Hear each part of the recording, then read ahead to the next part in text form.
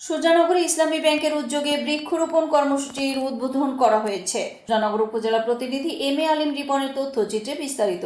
পরিকল্পিত বনায়ন করে সবুজ বাংলাদেশ গড়ি, এই প্রতিপাদ্যকে সামনে রেখে জুলাই পুনর্জাগরণ ও তারুণ্যের উৎসব 2025 উপলক্ষে ইসলামী ব্যাংক পিএলসি সুজানগর শাখার উদ্যোগে বৃক্ষরোপণ কর্মসূচির আওতায় প্রান্তিক ক্ষুদ্র গ্রাহকদের মাঝে বিভিন্ন ফলজ গাছের চারা বিতরণ করা হয়েছে। ইসলামী ব্যাংক সুজানগর শাখার পল্লী উন্নয়ন প্রকল্পের আয়োজনে পৌর শহরের মসজিদপাড়া এলাকায় বৃহস্পতিবার এই গাছের চারা বিতরণ করা হয়। ইসলামী ব্যাংক পিএলসি সুজানগর শাখার ব্যবস্থাপক আবুল বাশারের সভাপতিত্বে ও ইউনিট অফিসার হাবিবুর রহমানের সঞ্চালনায় চারা বিতরণের উদ্বোধনী অনুষ্ঠানে প্রধান অতিথির বক্তব্য দেন উপজেলা কৃষি অফিসার কৃষিবিদ মোহাম্মদ আসাদুজ্জামান।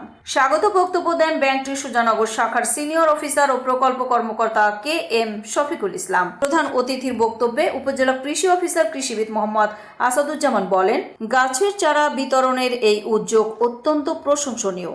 এর মাধ্যমে বৃক্ষরোপণে আগ্রহ সৃষ্টি, পরিবেশ সংরক্ষণ এবং ভবিষ্যৎ পুষ্টি ও অর্থনৈতিক নিরাপত্তা নিশ্চিত করার পাশাপাশি নারীরা গাছ লাগানো এবং পরিবেশের প্রতি যত্নবান হতে শিখবে।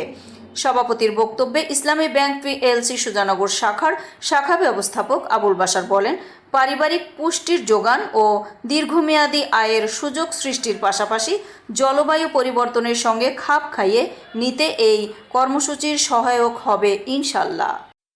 লবণ আমাদের শরীরে দরকার হয়, যেগুলো শাকসবজি, তাজা শাকসবজি এবং ফলমূলে আছে। এই জন্য যদি আমরা এই ভিটামিনের চাহিদা এবং খনিজ লবণের চাহিদা পূরণ করতে চাই, তাহলে আমাদের পর্যাপ্ত পরিমাণে শাকসবজি এবং ফলমূল খাইতে হবে।